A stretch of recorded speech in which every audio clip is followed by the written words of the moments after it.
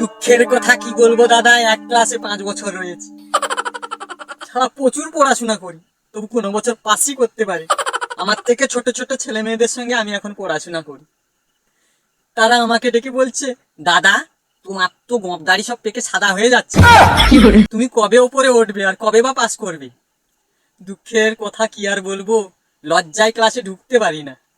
হঠাৎ করে লকডাউন পড়লো আর আমি পাস হয়ে গেলাম।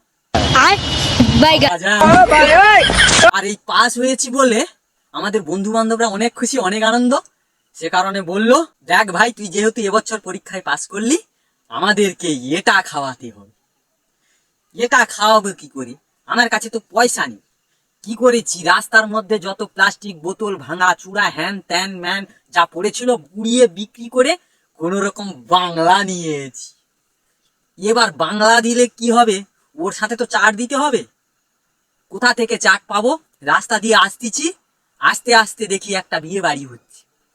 আর বিয়ে বাড়িতে মাংস হচ্ছিল, খেয়ে বেশি হয়ে গেছে, ওটা ফেলে দিয়েছে। আমি ওখান থেকে বেছে বেছে কয়েকটা পিস গুড়িয়ে নিয়ে বাংলার সঙ্গে চাট করে আজকে রাতে জমিয়ে পার্টি হবে। তাহলে চলো। চোর লাগে দিল খাইলে, চোর লাগে দিল খাইলে, চোর লাগে দিল।